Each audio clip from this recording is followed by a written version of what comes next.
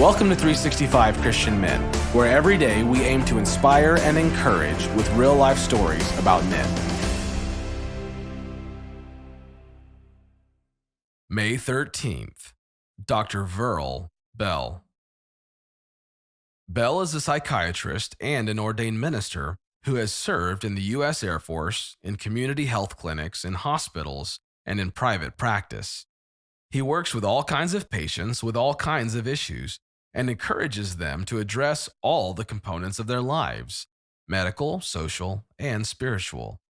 Bell's missionary childhood in India enabled him to understand the Bible in a particularly helpful way.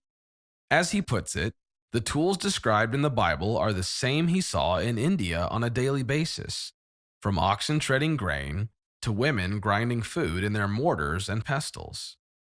Bell organizes outreaches through his church, through radio counseling programs, through podcasts, and through his writings, including audio recordings and his book, True Freedom. On this date in 1967, Bell was sent away from India with only $10 in his pocket. This is today's story. Nobody else may see what you need, but you are never invisible to God. 9-year-old Verle Bell climbed higher in the tall evergreen tree in India. For him, a kid shipped off to boarding school at 4 years old, the best place to be was 100 feet up. Sitting in the top of the tree, Verle could read the Bible, compose music, and talk to God.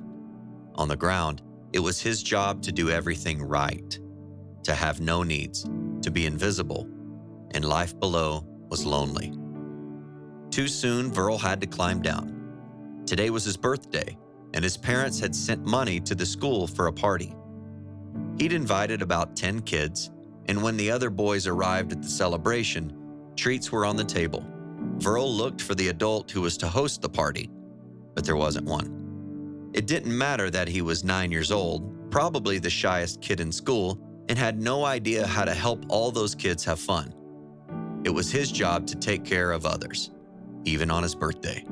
After the party, Verle wrote to his parents that it would be better if there were no more birthday parties going forward. Now in his 70s, Verle said, "I have had a life of intense loneliness." His struggles with loneliness was compounded by the misperception that personal needs were irrelevant. All that mattered was the ministry that one did. It's how his parents, who were missionaries, had operated.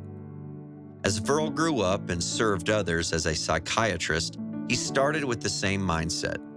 But God confronted the lie and showed him that the person, the one who received help and the one who gave it, was what was important.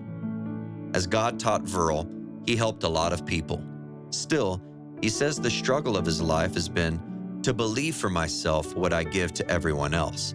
Sometimes I feel like I'll get to heaven and God will say, "What are you doing here?" But God faithfully shows Verle that he sees him, cares about him, and wants to be with him. God doesn't see me only as a useful tool to use. He actually likes me, Verle said. It makes me cry. One day, Verle was returning home from vacation. He had fun playing with his grandchildren, but they required a lot of energy, and he was tired. He prepared to board his plane, but the flight was canceled. He tried to get on the next flight home, but that plane was full. It looked like he would be up all night with 3 hours to get to work. Verle thought about how Christians are called the bride of Christ. "I'm your bride, right?" he prayed. "If my bride was stuck in the middle of nowhere and I had the resources, I'd get her home." He paused. He knew he was whining. "I'm being silly, Lord. Please give me strength." Suddenly, Verle's name was called, and he got on the plane. It was a defining moment, a reminder that Verle was never alone. "The Lord counts the hairs on my head," said Verle. "When I see that, I am helped." Luke 12:6-8, Jesus said, "Are not 5 sparrows sold for 2 pennies? Yet not one of them is forgotten by God. Indeed, the very hairs on your head are all numbered. Don't be afraid.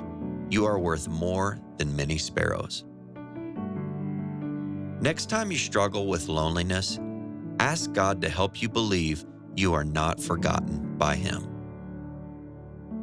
Nobody else may see what you need, but you are never invisible to God.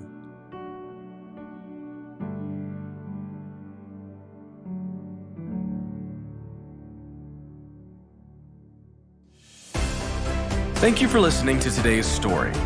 Every day of the year, our hope is to inspire you with real-life stories of faithful men who have gone before us.